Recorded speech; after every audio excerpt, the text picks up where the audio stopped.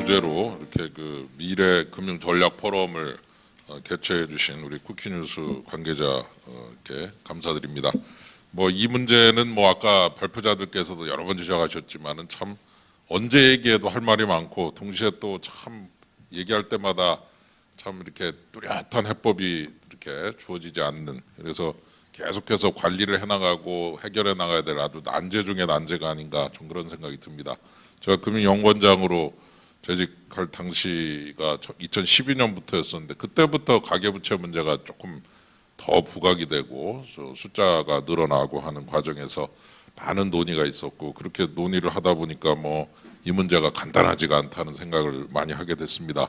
특히 이제 여러분이 아까 보셨겠지만 우리나라 자영업 같은 경우에 참이 굉장히 많은 부채를 사용하고 있고, 특히 이제 그 자영업 같은 경우에 가계부채도 300조 이상 그 개인적으로 담보대출 받아서 사업체에다가 투입하고, 또 그것도 좀 모자라니까 또 소상공인 대출, 기업 대출로 받아서 또 한 300조 투입하고, 이렇게 해서 최근에 통계가 조금 들쭉날쭉합니다만 한 600조가 넘는 돈이 자영업에 이렇게 잠겨 있는 이제 그런 모습을 보면서 야, 이거 참 큰일 났다.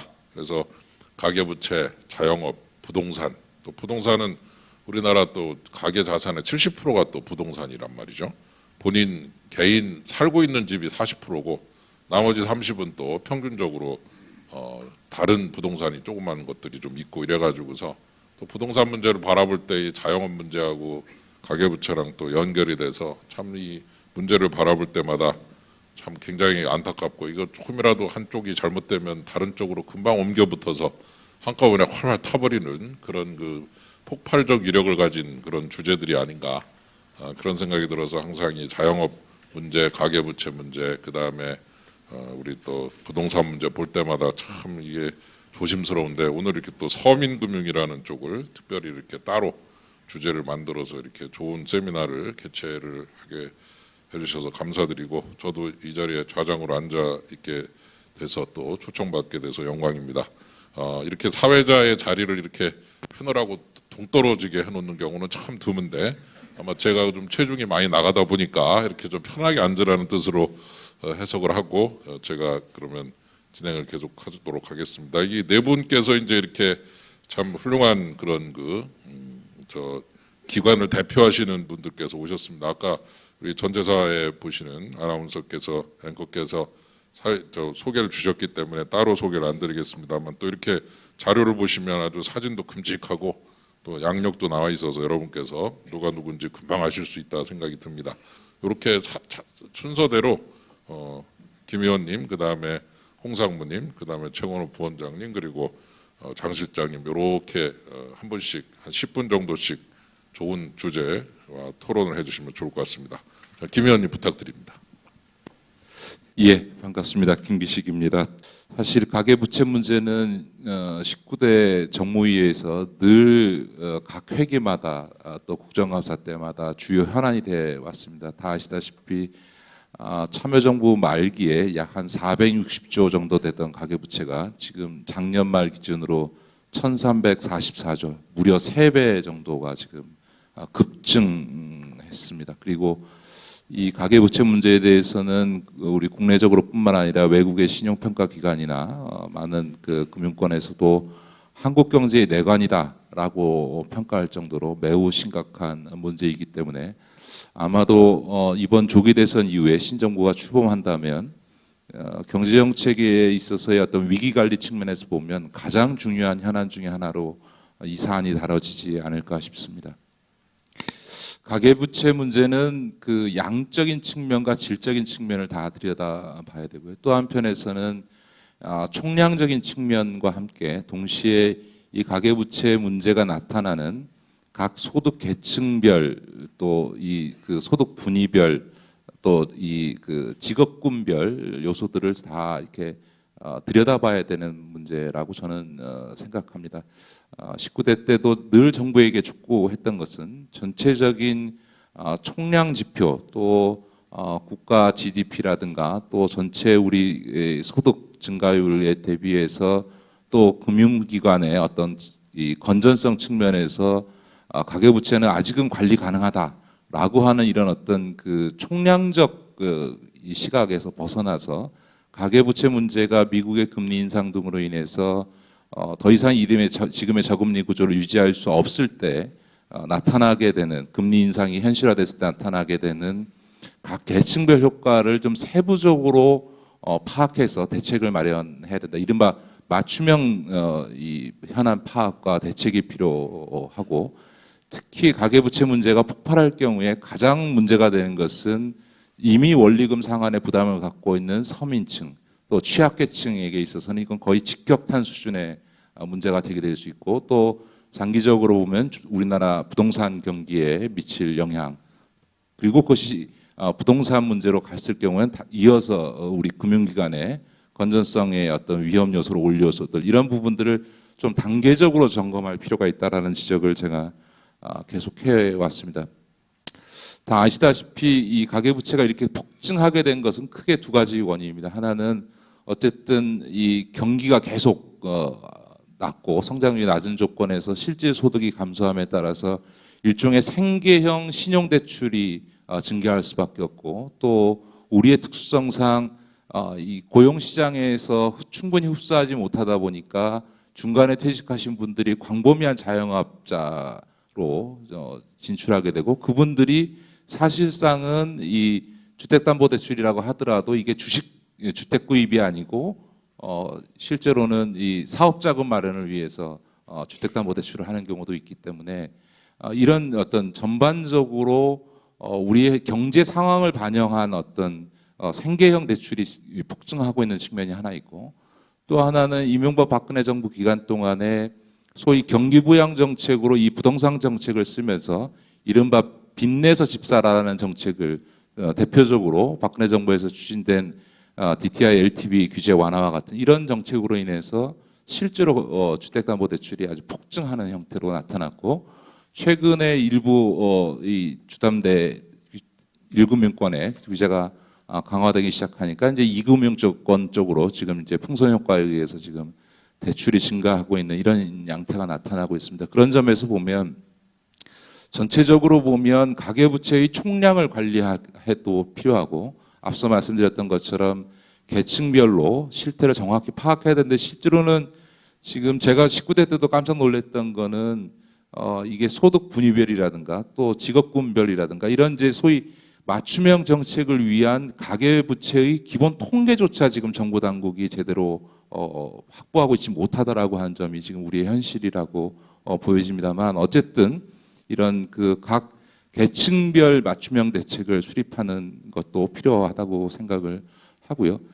또 한편에서 지금 이제 악성인 우리의 대출 구조, 질적으로 악성인 대출 구조, 우리 뭐 대표적으로 얘기하는 변동금리 하에서 몇 년 거치식 원금을 일괄 상환하는 이런 구조를 어떻게 소위 분할 상환 구조로 고정금리하의 분할 상환 구조로 어떻게 전환할 거냐라고 하는 대출 구조의 어떤 전환도 필요하고요. 또 하나는 지나치게 고금리화되어 있는 특히 저축은행 대부업체 카드 등에 있어서 20%가 넘는 이런 소위 이른바 약탈적 대출이라고도 얘기할 수 있는 이런 고금리 구조를 어떻게 규제하면서 실제로 우리나라 지금 금융산업에 있어서는 은행권의 1%대와 그다음에 여타 금융권의 20%대 금리 구조 위에 10%대의 이 중금리 대출 구조나 상품이 되게 빈약한 구조이기 때문에 이 10%대의 서민 대출 금융을 어떻게 강화할 거냐 이 점과 관련해서는 제가 늘 지적해 왔던 것이 은행 금융지주 계열에서 인수한 저축은행들이 은행과 연계 영업을 통해서 은행 대출이 어려운 분들이 적어도 10%대의 중금리 서민 대출을 받을 수 있도록 하는 이런 연계 영업을 강화하거나 지금 정부가 취하고 있는 사익돌 대출과 같은 부분들을 좀 더 확대해서 은행에서 1%대 금리 못 얻으면 바로 20% 고금리로 가야 되는 이런 이제 소위 그 대출 구조 자체를 좀 개선하는 대책이 일단 서민들에게는 대단히 필요하다고 저는 생각합니다. 그런데 이제 한편에서 보면 서민들이 지나치게 높은 고금리의 대출을 받지 않아도 되는 환경을 만들어내는 것이 한쪽 축이라고 하면 이미 그 고금리로 인해서 지나친 원리금 상환 부담을 느끼고 있고 또 더 나아가서 그것으로 인해서 이미 신용불량자가 되어 있는 수백만 명의 우리 서민층을 어떻게 할 거냐라고 하는 문제도 이 서민금융 문제에 있어서는 대단히 핵심적인 문제다라고 생각합니다. 이 점과 관련해서는 몇 가지 조금 적극적인 대책을 이제는 수립할 필요가 있다. 첫 번째는 기존의 제도뿐만 아니라 제가 19대 국회 말미에 그 통합도산법을 개정하면서 파산법원 신설까지 이어지는 어떤 그러니까 회생 절차와 관련된 법제도를 정비를 해놨습니다. 저는 적어도 금융위원회가 이미 그 전수조사를 통해서 상환 능력이 없는 것으로 판정한 114만 명 금융연구원에서 실태조사한 바 있죠. 이 부분에 대해서는 별도의 좀 특별법을 제정하는 한이 있더라도 소위 기업회생 절차, 그러니까 회생 절차에 있어서의 파산법원의 협조와의 패스트트랙 대회를 통해서 신속히 개인 파산을 처리를 해서 이분들이 부채를 탕감받고 경제활동을 다시 할 수 있도록 해줘야 되고요. 또 하나는 지금 19대에서 서민금융진흥원과 관련된 법을 제정하면서 그것도 역시 제가 주장해서 반영을 했습니다만 기업 부분에 활용되고 있는 개인 워크아웃 제도를 도입함으로써 소위 임의적으로 법적 근거 없이 임의적으로 진행되고 있는 신복위의 채무조정 절차를 법률적 제도화해 놨습니다. 이 소위 개인 워크아웃 제도들을 적극적으로 활용해서 이 채무조정 절차들을 이 신속하게 진행될 수 있도록 제도적으로뿐만 아니라 인력이나 이런 부분에 있어서의 어떤 뒷받침이 필요하겠다라고 저는 생각을 합니다. 또 한편에서 보면 실제로 이미 회수 가능성이 없고 이미 금융기관에서 다 대손 충당금을 통해서 손실 처리를 해버린 이 부실 채권들을 어떻게 처리할 거냐라고 하는 문제와 관련해서 좀 더 적극적인 대책이 필요하다. 다시 말해서 이미 금융권은 이미 손실 처리해 놓은 상태인데도 불구하고 그것을 계속 쥐고 앉아서 소위 채권 추심을 통해서 계속 경제 활동에 어려움을 가중시키기보다는 그것을 일괄적으로 매입해서 소각하는 이런 방식을 통해서 회수 가능성이 없는 채권들을 신속하게 처리해 줌으로써 이 서민들의 어떤 부담을 덜어주고 다시 재기할 수 있는 좀 환경과 조건들을 좀 만들어줄 필요가 있겠다라고 하는 게 제 생각입니다. 이런 소위 기존 제도와 새롭게 도입된 제도들을 통해서 채무 조정과 탕감을 신속하게 하고 또 한편에서 이미 회수 가능성이 없는 부실 채권들을 신속하게 매입해서 이 부분들을 소각하는 것 등을 통해서 약 한 지금 거의 500만에 가까운 이 그 신용불량자들 또 혹은 부실 채권으로 인해서 고통받고 있는 서민들의 문제들을 좀 적극적으로 풀어줄 필요가 있고요. 이런 부분들과 함께 소위 서민들의 어떤 이 금융 이용과 관련해서나 또 혹은 어려운 상황에서의 어떤 이 채무 조정 문제라든지 또 혹은 재기 문제와 관련해서 이번에 서민금융진흥원이 만들어지면서 어쨌든 이걸 통합 서비스할 수 있는 어떤 중앙정부 차원의 기반이 마련됐습니다. 그러나 또 한편에서 보면 이런 부분들이 지방자치단체에서 하고 있는 금융복지 플러스 센터나 이런 또 지방자치단체 차원에서의 어떤 이 지원 시스템과 어떻게 효과적으로 연계해서 소위 공급자 위주가 아니라 수요자의 어떤 필요나 수요자의 편의에 걸맞게 이런 어떤 서민들에 대한 금융 지원 시스템이 작동될 수 있는 이런 어떤 전달 체계상의 어떤 정비를 해낼 거냐라고 하는 문제도 제가 보기에는 대단히 중요한 문제고 이런 것들이 원활히 이루어져야만 실제로 우리 국민들이 뭔가 이런 좀 체감된 변화와 희망을 갖지 않을까라고 하는 부분 생각이 듭니다. 마지막으로 제가 하나 더 말씀드리고 싶은 것은 매번 이제 그 우리가 지적을 합니다. 그 고금리 문제 지적을 합니다만 그래서 소위 이자 상한과 관련해서 이것을 19대 국회에서도 39.9%에서 27.9%로 12% 포인트를 낮춘 바 있습니다. 두 번에 걸쳐서.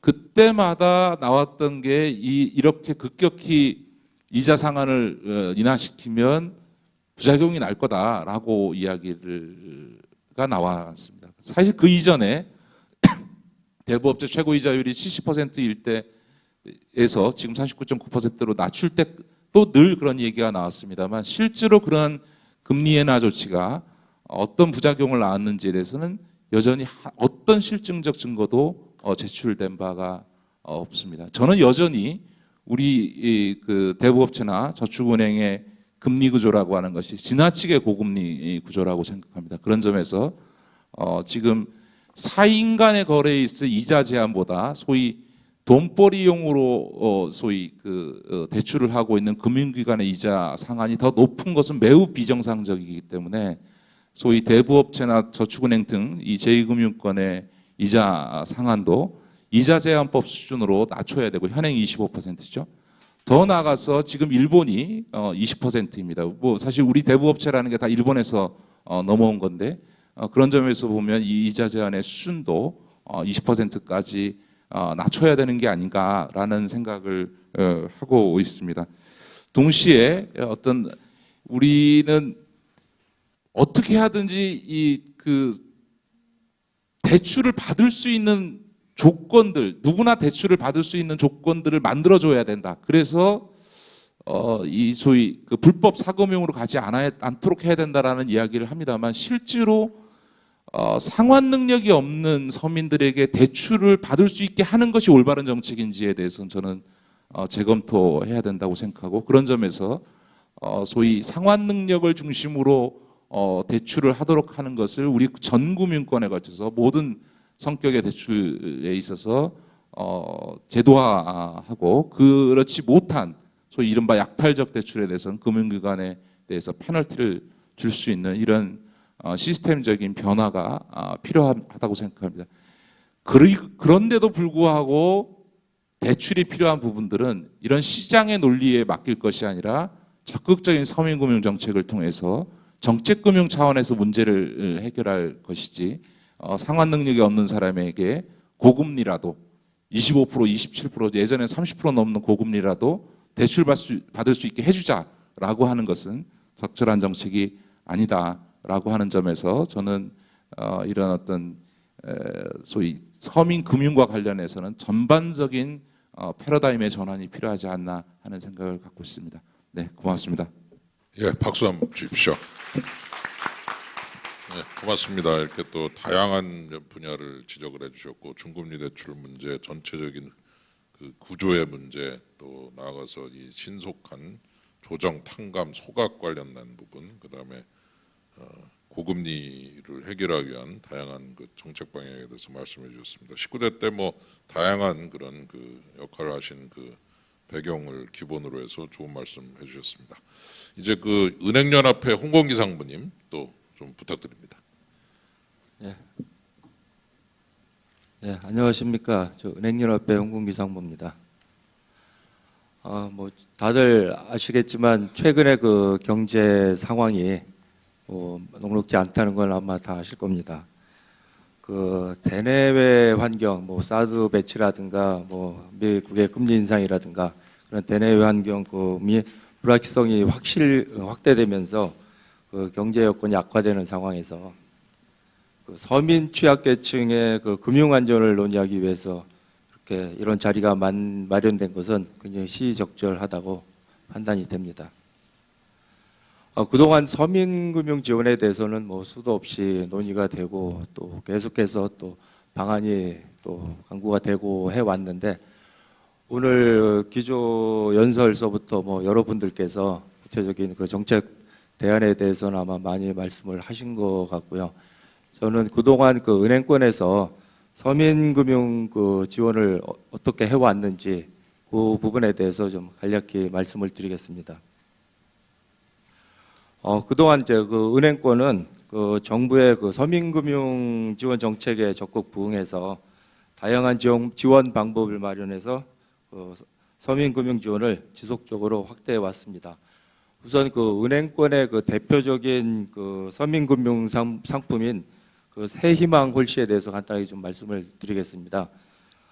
지난 2010년 그 상품 출시 이래 그 작년 말까지 저소득 그 저신용자 114만 명에게 총 11.7조 원을 지원하였습니다. 당초 15년 그 일몰 예정이었던 것을 2020년까지 연장해서 지속적으로 공급할 예정입니다. 작년도 연간 실적은 2.27조 원입니다. 이 세이망 옳치 출범 이후에 최초로 2조 원을 초과했습니다. 올해 공급 목표는 약 3조 원, 7천억 원 증액간 약 3조 원으로 설정했으며 지원 확대를 위해 자격 요건을 좀 완화하고 대출 한도 상향을 추진 중에 있습니다. 예, 다음은 서민금융진흥원 관련해서 서민금융의 컨트롤 타워를 역할을 위해서 작년 9월에 출범한 서민금융진흥원 설립 자본금으로 5개 은행이 100억 원을 지원했습니다. 다음 과거 서민금융진흥원의 전신인 미소금융재단에 휴면자금 약 4,500억 원을 출연을 했습니다. 이와 별개로 5개 은행은 별도의 미소금융재단을 설립하여 작년 말까지 2,500 정도를 기부 출연한 바 있습니다. 휴면예금 관련해서는 2012년 8월에 대법원 판결 이후에 법적 불확실성으로 인해서 출연이 잠시 중단됐었습니다. 최근에 공정위 협의 및 약관 개정을 통해서 올 2월부터 휴면예금 출연을 재개하였습니다. 다음 신용회복 지원 관련 사항입니다. 금융채무 불이행자의 신용회복을 위해서 설립된 국민행복기금을 기금하고 그리고 신용회복위원회에 작년 3월 말 현재까지 약 8천억 원을 지원한 바 있습니다. 그리고 최근 사익돌 중금리 대출을 이제 하고 있는데요. 은행권의 대표적인 중신용 서민층의 금융부담 경감과 금리 양극화를 해소하기 위해서 서울보증보험과 연계해서 지난해 7월 중금리 신용대출 상품을 출시를 했습니다. 지난달 말까지 약 3천억 원 정도가 3천억 정도의 실적을 달성했고 시장에 빠르게 안착해서 중금리 대출 시장 활성화에 촉매제 역할을 수행할 것으로 좀 기대하고 있습니다. 당초 은행권의 보증 한도는 5천억 원 중 보증 한도 5천억 원 중 약 3천억 원이 소진이 되었습니다.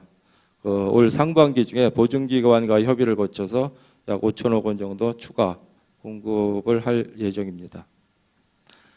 다음 채무조정 관련입니다. 이 채무조정과 관련해서 현재 금융위원회가 추진 중인 주택담보대출 취약차주의 연체부담 완화를 위한 TF 참여를 위해서 다각적인 지원 방안을 검토 중에 있습니다.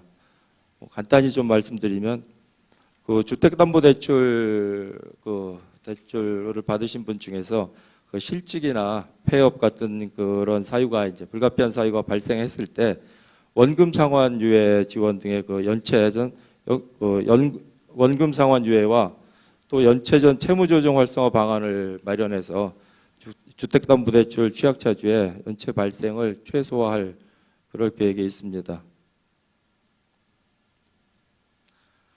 예, 지금 소개해드린 것처럼 은행권은 기업의 사회적 책임을 다하고 서민의 금융생활 안정을 위해서 다양한 노력을 기울이고 있습니다. 다만 이제 이러한 노력들이 앞으로 지속되기 위해서는 은행권의 어느 정도 이제 수익률이 계속 증가할 필요가 있습니다. 이래야만 은행 본연의 기능과 서민을 지원하는 그런 양면을 다 수행할 수 있을 것 같습니다. 또한 앞서 다 말씀하셨지만 서민금융은 금융 정책만으로는 해결의 한계가 있는 것 같습니다. 그래서 앞으로 일자리 창출 등 자활 지원 및 다양한 금융교육 그런 것들이 병행될 때 비로소 실효성이 증대될 수 있습니다. 이런 기능을 하기 위해서 작년에 서민금융원이 출범을 한 걸로 알고 있는데요. 서민에 대한 자금 공급 규모나 채무 조정의 양적 확대에 과도하게 이제 치중할 경우에 자칫 도덕적 해이를 조장하고 또 다수의 성실한 금융거래자들의 역차별을 불러일으킬 그럴 우려가 있습니다. 이런 맥락에서 서민금융진흥원의 설립은 단순히 자금 지원을 넘어서 서민들을 위한 종합적인 서비스 제공에 기여할 수 있을 것으로 기대되고 있습니다. 앞으로 그 은행권에서는 금융당국이나 또 서민금융진흥원 등과 긴밀히 협조해서 서민금융지원이 시장 기대 수준에 부합될 수 있도록 노력을 기울이겠습니다. 이상입니다. 예, 감사합니다. 박수 한번 주십시오. 예, 고맙습니다. 뭐 은행권의 다양한 노력들에 대해서 주로 소개를 해주셨습니다. 새희망 올시 문제, 서민금융진흥원, 휴먼예금, 신보기 지원, 사익돌 금리 대출, 중금리 대출이죠. 서울보증보험하고 또 채무 조정 문제 이렇게 또 쭉 그 나열을 해보니까 참 평소에 뭐 많이들 하는 것 같은데 그래도 항상 좀 모자라다 뭐 이렇게 돈만 챙기냐 막 이렇게 혼도 나고 항상 그러는데 이 부분도 좀 돈을 벌어가면서 또 이렇게 또 지원도 해주고 그래야 되는데 이제 지원해주면 당연한 거고 돈을 자꾸 벌라고 그러면 또 왜 이렇게 돈만 벌라고 그러냐고 그러고 그래서 이게 참 어려운 것이 참 아까 옛날이나 지금이나 참 힘든 그런 그 부분이 좀 있는 것 같다 이런 생각이 들고 니드가 워낙 많다 보니까 이런 부분이 참 표가 좀 잘 안 나는 면도 있지 않는가 좀 그런 생각도 좀 듭니다. 예, 그러면은 서민금융진흥원에 대해서 이렇게 또 말씀해 주셨는데 그러면 최건호 부원장님께서 서민금융진흥원 입장에서 그러면 좀 한번 여러 가지 말씀 좀 부탁드립니다. 네, 안녕하십니까. 저 서민금융진흥원의 최건호 부원장입니다. 오늘 쭉 얘기를 들어보니까 저희 그 서민금융진흥원이 아직 그 돌도 안 지난 조직인데 그거는 기대가 너무 크셔서 상당한 부담을 느끼고 있습니다. 그래서 그 상당한 부담을 느끼면서 서민금융진흥원과 관련되는 얘기들에 대해서 좀 말씀을 드리도록 하겠습니다. 우선 그 오늘 아까 그 김관영 의원님하고 그 권혁세 원장님 두 분께서 이제 기조연설을 통해 가지고 서민금융 그 패러다임 전환 문제하고 그 다음에 서민금융 정책 방향에 대해서 말씀을 해주셨는데요. 그 중에 일부 상당 부분은 이제 이미 서민금융진흥원이 방향을 잡아서 일단 진행하고 있는 업무들이 상당히 많고, 그다음에 일부는 이제 그 추진 중인 업무도 있는데 그런 부분들은 서민금융진흥원 업무에 충실히 반영하도록 하겠다는 약속을 드리면서 오늘 그 서민금융진흥원 관련해서 좀 말씀을 드리겠습니다. 오늘 제가 이제 서민금융진흥원과 관련해서 말씀 좀 드리고자 하는 순서는 우선 그 서민금융의 개념에 대해서 한번 살펴보고요. 다음으로는 그 서민금융진흥원의 설립 배경에 대해서도 한번 살펴보고자 합니다. 그리고 세 번째로는 서민금융이 어떤 업무를 하고 있는지 서민금융진흥원의 서민금융 지원 업무에 대해서 한번 살펴보고요. 그럼 이러한 서민금융에 대해서 어떤 전달 체계를 가지고 서민들에게 전달해야 할 것인지 그동안 어떤 노력을 해왔는지에 대해서 말씀을 드리고요. 마지막으로는 앞으로 우리 서민금융진흥원의 서민금융 정책을 어떻게 가져갈 건지에 대해서 마지막으로 말씀을 좀 간단히 드려보도록 하겠습니다. 우선 먼저 그 서민금융의 그 개념에 대해서 한번 살펴보면은 그동안 법적으로 서민금융의 개념이 정의된 바는 없었습니다. 그래서 통상은 일반적으로 그 신용도나 소득이 낮아서 그 제1금융권을 이용할 수 없는 분들을 서민이라고 정의할 수 있지 않겠느냐 이렇게 제 나름대로 한번 정의를 해봤습니다. 그러면은 그 서민금융은 또 어떻게 구분을 해볼 것이냐? 하나는 그 상업금융 회사들이 하고 서민금융 업무를 하고 있는 상업서민금융으로 볼 수가 있을 것 같고요. 또 하나는 정부나 그 유관기관 또는 공공부문에서 담당하고 있는 정책서민금융으로 좀 나눠서 볼 수 있을 것 같습니다. 그래서 이렇게 이제 그 서민금융의 개념에 대해서 한번 나눠보고요. 그 다음에 이제 그럼 이런 이제 서민금융과 관련해서 이런 업무를 열심히 하도록 특히 정책서민금융을 열심히 하도록 이제 그 서민금융진흥원을 만들어 주셨는데요. 구체적인 배경을 한번 살펴보면은 그동안 그 서민금융의 필요성에 대해서는 누구나 다 인식을 하고 있고 동의하고 있었습니다. 그런데 이러한 서민금융 자체가 굉장히 여러 기관에서 각자의 기준에 의해서 서민금융을 취급해 왔습니다. 그러다 보니까 이제 가장 이제 불편해지는 게 수요자입니다. 즉 그 공급자 측면에서 또 각 개별 기관의 입장에서 서민금융을 하다 보니까 수요자의 그 입장에서 보는 수요자 맞춤형 서민금융이 사실상 진행되기가 좀 어려웠습니다. 그래서 그런 문제를 좀 해결하기 위해서 만든 게 바로 서민금융진흥원이 아니냐 저는 그렇게 보고 있고요. 아마 그런 취지로 만들어 주신 걸로 알고 열심히 일하고 있습니다. 다음은 세 번째로는 그 서민금융진흥원이 그럼 어떤 서비스를 하고 있느냐, 서민들을 위해서 어떤 역할을 하고 있느냐에 대해서 간단히 좀 말씀을 드리도록 하겠습니다. 크게 두 가지로 나눠볼 수 있는데요. 하나는 금융 서비스를 지원을 하고 있습니다. 그리고 또 하나는 자활 재기와 관련된 서비스를 지원해드리고 있습니다. 서민이 자활 또 자립하기 위해서는 금융 지원만으로는 불가능합니다. 그래서 서민들이 자활할 수 있도록, 즉 소득을 발생시킬 수 있도록 그런 자활과 재기까지 연결하는 그런 서비스를 지원하기 위해서 노력하고 있습니다. 그래서 각각에 대해서 살펴보면 우선 금융 서비스 부분에서는 대출을 지금 서민금융 대출을 하고 있습니다.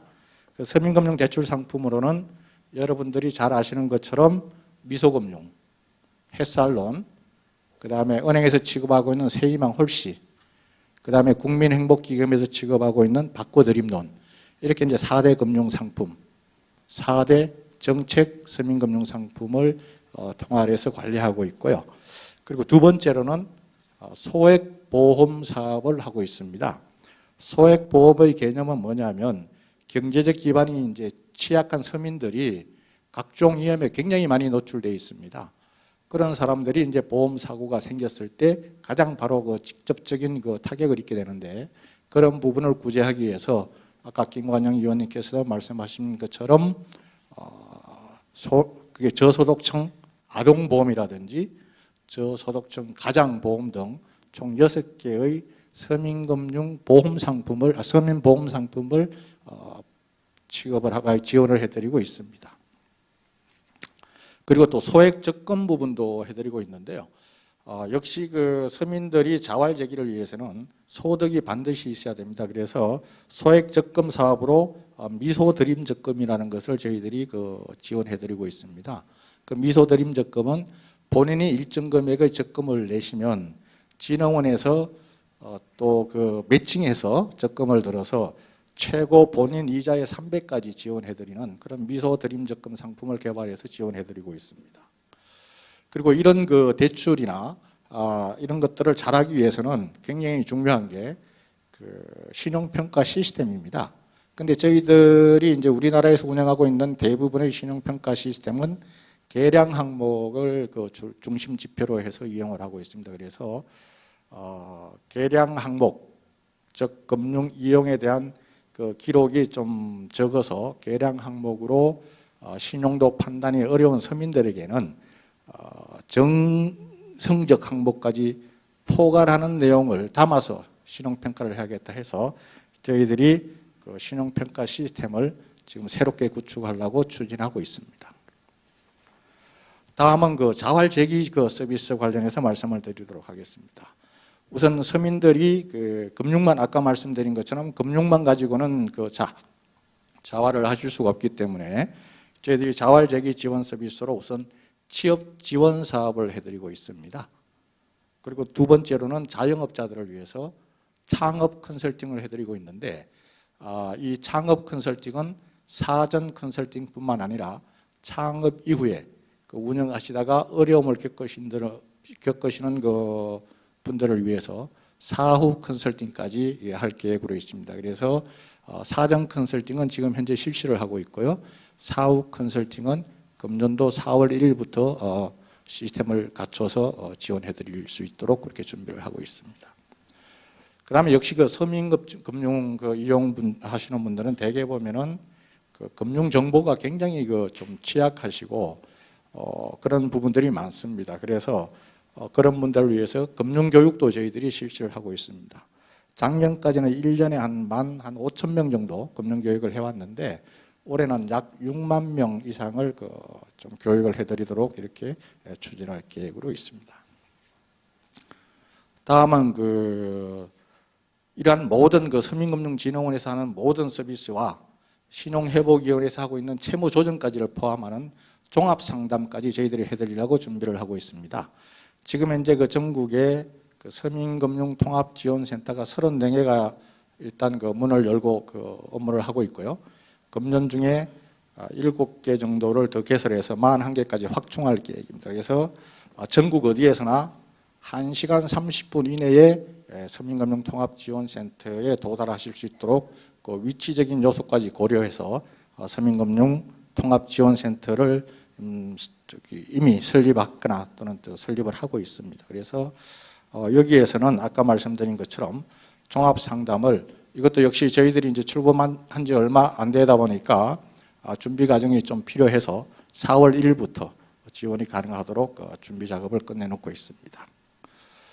그리고 이제 그 네 번째로 말씀드릴 게 이제 전달 체계 부분입니다. 이런 서민금융 상품, 자활 제기 이런 부분들에 대해서 상품이나 뭐 체계만 갖췄다고 해서 서민들에게 바로 이용 가능한 부분은 뭐 아니라고 봅니다. 그래서 저희들은 그럼 이러한 그 서비스를 어떻게 잘 전달할 거냐 서민들에게, 그래서 서민 전달 체계 부분에 대해서도 굉장히 좀 신경을 쓰고 있습니다. 그래서 앞에서 말씀드린 것처럼 서민금융통합지원센터를 올해 41개까지 구축할 계획으로 있고요.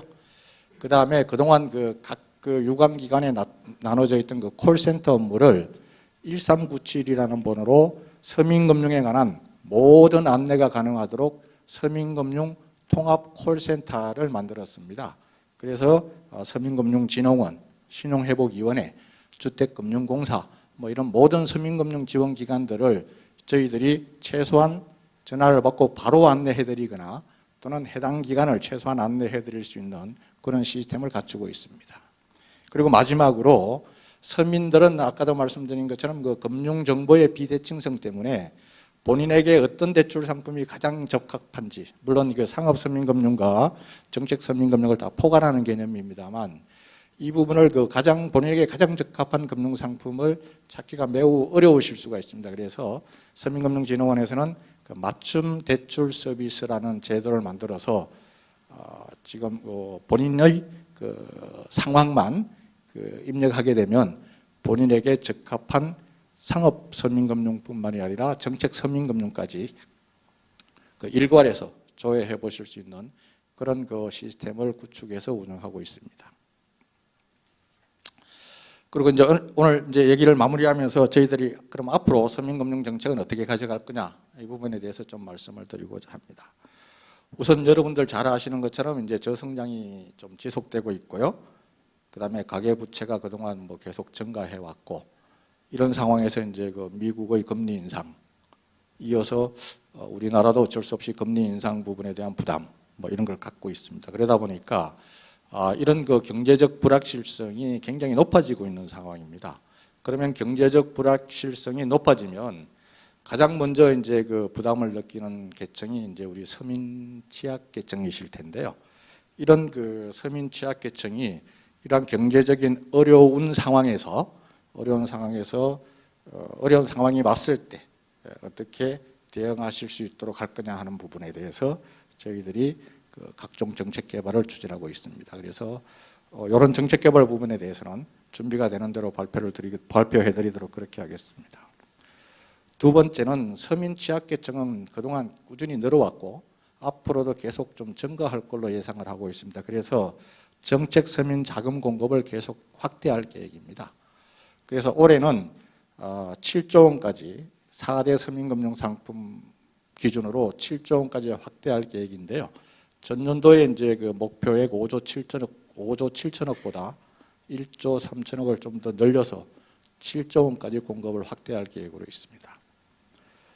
그리고 최근에 이제 저성장으로 인해서 가장 큰 고통을 받고 있는 특정 계층을 이제 한번 살펴본다면 아마 대학생하고 청년 취업이 잘 안 되기 때문에 대학생하고 청년이지 않겠느냐는 생각을 합니다. 그래서 저희들이 금년도 3월 7일 날 강남에 대학생과 청년을 집중 지원하기 위해서 서민금융 통합지원센터를 만들었습니다. 그래서 대학생 청년 집중 서민금융 통합지원센터를 만들었습니다. 그래서 그 하나로 만족하지 않고 앞으로도 청년 대학생에 대한 지원 방안을 적극적으로 강구하도록 그렇게 하겠습니다. 마지막으로 그동안 서민금융을 하면서 좀 더 촘촘하게 지원을 해드리지 못하다 보니까 일부 취약계층 좀 어려운 분들에 대한 상품은 조금 개발이 이게 좀 더뎌진 그런 측면이 없잖아 있었습니다. 그래서 그런 부분, 즉 뭐 이 한부모 가정이라든지 조성 가정이라든지 이런 그동안 그 정책 서민금융의 그 지원을 이용하기 좀 어려웠던 분들에 대해서도 저희들이 앞으로 적극 지원해드리고요. 앞으로는 이런 정책 서민금융의 지원이 필요한 계층이 그 정책 대상에서 소외되지 않도록 적극 노력하겠습니다. 이상 말씀을 마치겠습니다. 예, 감사합니다. 박수 한번 주십시오. 저 서민금융진흥원이 얼마 안 됐습니다만 또 여러 가지 역할에 대한 기대가 많고 또 그것이 왜 필요한지를 좀 설명해 주셨고, 통상적인 이제 서민들에 대한 자금 지원, 그 다음에 자활과 재기를 도와주는 이제 그 역할, 그 다음에 금융 정보나 교육, 그 다음에 서민금융 전달 체계 이런 것까지 쭉 설명을 해주셨고요. 앞으로 또 대학생, 청년까지 간다고 그러니 할 일이 참 무궁무진하다는 생각이 드는데 굉장히 니드가 많을 것 같다는 생각이 듭니다. 김석동 위원장께서 계실 때 이제 그 번호를 만들 때 아마 이렇게 자판 1번부터 9번, 0번 빼고요. 예, 그러면 1번이 왼쪽 위에 있고 3번이 오른쪽 위에 있고 9번이 오른쪽 아래 그리고 7번이 왼쪽 아래, 그래서 이렇게 1397에서 이 9개 0을 뺀 그 숫자 중에서 끝에 4개를 이렇게 누른다. 예, 구석구석 다 이런 정보와 서비스를 제공하겠다. 뭐 이렇게 뜻으로 1397을 만들었는데 또 오늘 우리 부원장님께서 콜센터가 1397로 돼 있다고 그러니까 또 이런 여러 가지 옛날 생각도 좀 나는 것 같습니다. 하여튼 뭐 1397이 의미하듯이 구석구석 좀 어려운 그런 분들에게 많은 좀 도움을 줄 수 있는 역할을 했으면 좋겠다 이런 생각을 좀 하게 됩니다. 영어로 표현하면 이제 last but not the least 이렇게 표현하죠. 마지막에 하시지만 굉장히 중요하시다라는 의미로 포함이 되어 있는데, 금감원에 이제 무시무시한 자리에 계십니다. 서민 중소기업 지원실이면 뭐 전부 다 한 것 같은데요. 어려운 분들은 다 여기 계신 것 같은데. 그런데 장 실장님께서 이제 마무리하시면서 또 좀 말씀 좀 부탁드리겠습니다. 앞에 여러 가지 현황이라든지 이런 걸 다 말해가지고요, 말씀드려가지고 좀 제가 드릴 말씀이 별로 없는데요. 일단 여기 참석하지 않은 금융위원회의 어떤 입장이라든지 금융당국의 입장에서 몇 가지 간단하게 그러겠습니다. 먼저 뭐 이런 자리를 만들어 주신 어떤 쿠키뉴스라든지 이런 어떤 언론에 대해서 감사를 드리고요. 사실 이미 작년 2016년에 대선에서 금리 인상이라는 이런 부분이 문제가 돼가지고 금융당국에서는 어떤 가계부채의 심각성에 대해서 상당한 고민을 가지고 가계부채 문제 이전에 이미 어떤 문제가 발생했을 때 제일 먼저 터질 어떤 서민에 관련된 부분에서 어떤 대책을 할 것인가 심도 있게 사실 논의를 했었습니다. 몇 가지가 말씀을 드린다면은 먼저 아까 우리 김기식 전 의원님께서도 상당히 관심 있게 말씀하셨는데 중금리 대출에 대해서 너무 우리가 활성화되어 있지 않다라고 해서 서울보증과 연계된 중금리 대출 부분을 좀 시행을 하고 있습니다. 그다음에 이제 여기 옆에 우리 최 부원장이시지만 서민금융진흥원이 작년 출범을 했고, 사실 서민금융에 대한 부분이 저신용자에 대한 부분이 너무나 복잡하게 미소금융, 행복기금 뭐 이렇게 복잡하게 찾아다니기 힘든 걸 좀 원스톱으로 할 수 있도록 제도가 지금 마련돼 가지고 있었고요. 그다음에 저희가 감독원이 직접 지금 맡고 있는 새희망 홀씨 이런 부분은 실질적으로 은행에서 15개 은행이 지금 취급을 하고 있고 각 점포에서 지금 하고 있는데요. 이 부분에 대해서도 조금 무리하지만은 은행의 협조를 받았습니다. 실질적으로 원래 이 희망홀 씨의 취지는 2011년 당시에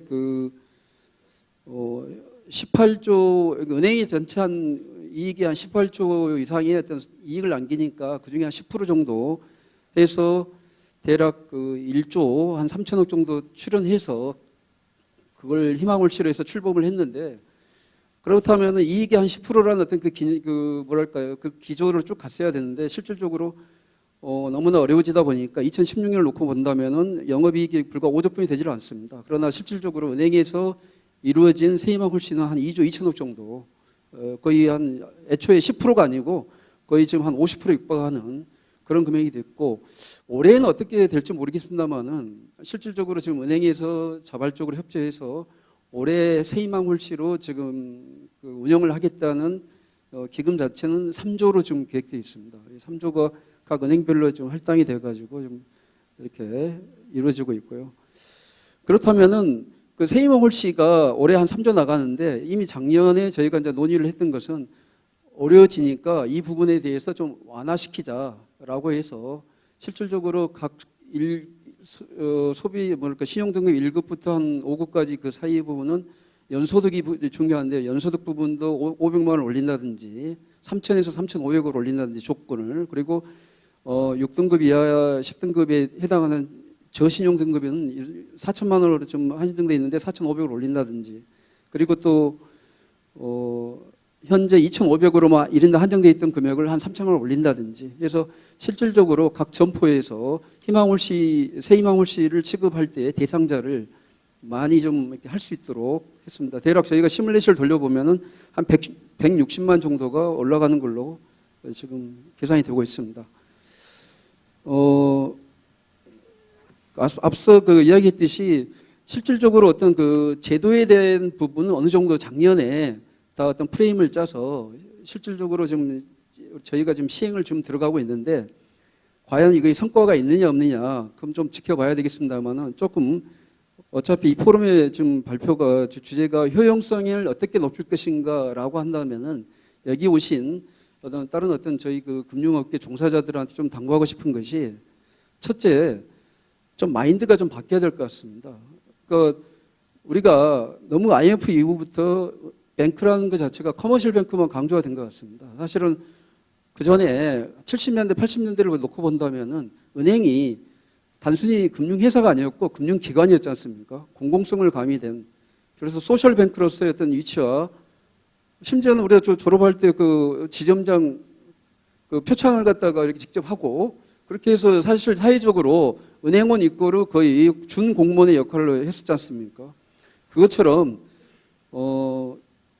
은행의 어떤 일선 창구에 계신 분들이 조금 더 이런 어떤 좀 비상식을 인식하고 찾아오는 고객들에 대해서 조금 더 안내를 좀 세밀하게 좀 해줘야 되지 않는가 이런 생각이 듭니다. 이런 신뢰가 있는데요. 예를 들어서 할부금융, 자동차 할부금융을 받은 사람이 그 다음에 현금 서비스 한 500 받고 그 다음에 가서 세희망 홀씨 신청하려고 하면 무조건 거절입니다, 사실. 그러나 어느 은행에서는 그 부분을 자기 은행에서 실시하는 뭐 오토론이라든지 이런 걸로 좀 대안을 처리하고 그 다음에 다시 서비스 부분은 희망 홀씨 나오면 대안 처리 다시 하겠다는 여러 가지 각서 받고 이런 식으로 해서 세희망 홀씨를 갖다 해준 사례도 있거든요. 결국에 일선 창구에 있는 접점에 있는 은행 우리 종사 그러니까 금융회사에 종사 계신 분 그건 마찬가지겠죠. 우리 저 서민 금융진흥원도 마찬가지. 접점에 있는 우리 어떤 구성원이나 우리 그 동료 직원들이 조금 더 이 시기는 힘든 시기이기 때문에 조금 더 어떤 사명감과 그런 부분을 가지고 그 한 사람의 가정을 구정하면 5사람이 우리 시민을 구하는 거지 않습니까, 사실은. 그런 부분이 필요하고 그다음에 이제 또 한 가지는 그러면 과연 그 사람의 행태만 우리가 바랄 것이냐 그게 아니고 저희 감독원에서도 여러 가지 어떤 제도적으로 그걸 좀 반영을 하려고 노력을 하고 있습니다. 그래서 이미 각 은행에서는 그것이 각 핵심 성과 지표라고 합니다. KPI로 해가지고 그 부분에 지금 이미 이 부분이 다 들어가 있고 그 다음에 저희가 은행을 각각의 경영평가할 때에 이런 어떤 희망홀씨뿐만 아니라 아까 그 중금리 대출이라든지 이런 부분에 대해서 여러 가지 어떤 서민금융에 대한 어떤 공헌 평가를 지금 다 하고 있습니다. 그래서 매년 2개 은행과 개인 표창이라든지 그걸 하고 있는데 올해는 더 확대해서 조금 더 이렇게 일선 창구에서 조금 더 진취적으로 할 수 있도록 좀 지도할 계획입니다. 그렇습니다. 좀 아쉬움이 있다면은 제가 모두에 왜 언론에서 감사를 드렸냐면요. 좀 온통 좀 가계부채가 좀 난리지 않습니까? 가계부채의 어떤 어떤 방향에 따라서 지금 언론이 굉장히 심각하다고 난리하고 있지만은 사실 그건 못지않게 서민금융도 중요하거든요. 그런데 이것은 돈이 되지를 않습니다, 사실. 그러다 보니까 맨 종편 TV를 틀면은 대부분만 죽어라고 나옵니다, 사실. 대법원 나오니까 사람들은 이런 내용을 잘 모르고 손쉽게 마음은 급하고 그냥 대법으로 많이 가버립니다. 아주 뭐랄까요, 그 한 1, 2, 3등급에 있는 사람도 마찬가지입니다. 그렇기 때문에 조금 더 은행연합회나 뭐 각종 협회, 그다음에 여러 가지 서민금융진흥원에서 좀 홍보를 좀 적극적으로 좀 해주셨으면 좋겠어요. 금감원도 마찬가지입니다. 저희도 각 지원이나 출장소를 동원해서 자, 이런 좋은 제도들이 많이 돼 있기 때문에 금방 TV에서 이렇게 어떤 부분이 있다고 해서 뭐 전화 한 통화 해결된다 해서 그냥 그렇게 쉽게 찾아가지 말고 조금 더 발품을 팔더라도 찾아가면 될 수 있다라는 어떤 그런 홍보, 서민금융진흥원에서 좀 종편에 방송하면 안 됩니까? 제가 최근에 그 종편에 몇 번 출연을 한 적은 있습니다. 그래서 네. 홍보를 나름대로 하고 있는데 앞으로 좀 더 열심히 하도록 하겠습니다. 그래서 좀 골든 타임에 좀 이렇게 서민금융진흥원에서 이런 부분에 있어서 좀 바로 할 수 있고, 그다음에 각 은행 점포에 가서 세이몽 씨 이런 부분 이용할 수 있다라고 한다면 또 어려운 과정이 조금 더 보탬이 되지 않을까 생각이 됩니다.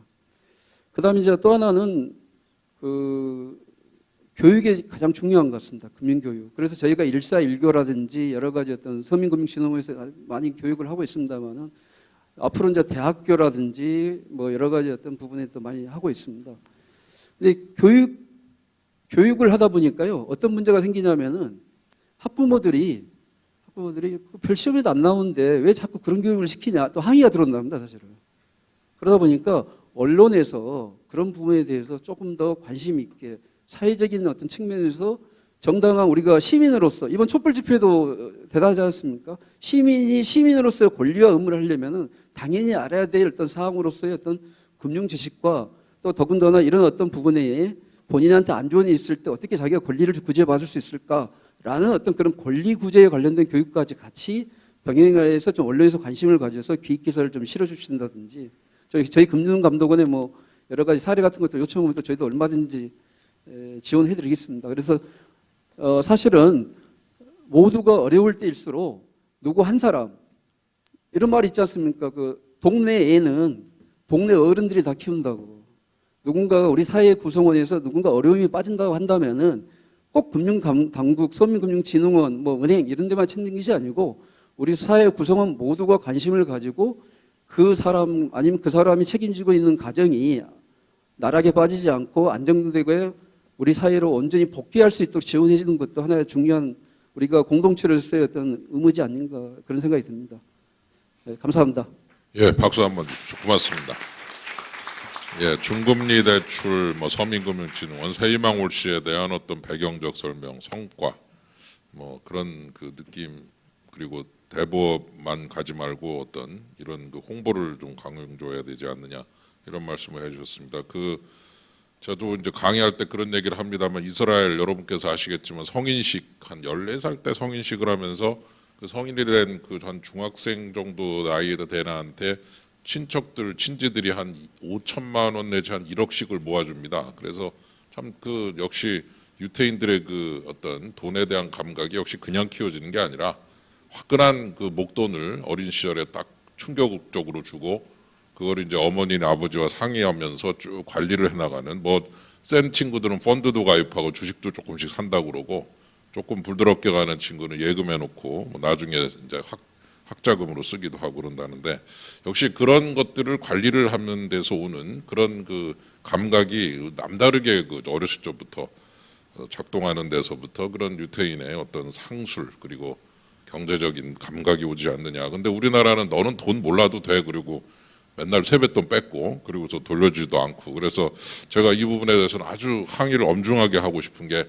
절대로 세뱃돈 뺏지 말고 그거를 펀드에 가입시키든지 그래서 세뱃돈 펀드 뭐 이런 거 좀 만들어서 우리 그 어린 친구들이 펀드도 좀 알고 예금도 알고 하면서 은행과 증권 이런 데서 좀 잘 관리를 할 수 있는 그래서 확실히 그 유교 시절에 돈 몰라도 돼 이거 돈 얘기를 왜 해 이런 거는 이제 하지 말아야 되는데 그 대학생 돼서도 그러고 앉았으니 나중에 나가서 뭐 야 이거 좋은 거 있어 그럼 금방 그냥 지르고 전사하고 이런 경우가 참 많이 생긴단 말이죠. 그래서 돈에 대한 감각, 돈을 관리할 수 있는 능력 이런 것들이 참 중요한데 우리 실장님께서 또 교육에 대한 얘기도 해주셨고 홍보도 얘기해 주셨는데 이제 저 부원장님 큰일 났습니다. 이거 홍보를 직접 나가서 하셔야 되는 건지 아니면 광고를 팍팍 때려야 되시는 건지 대법 광고 나오자마자 그대로 진흥원 광고가 나오면서 아까 그거 한 거 거짓말이고 우리 진흥원에 오세요. 뭐 이런 식으로 얘기를 해야 되는 건지 참 많은 그 생각이 드는데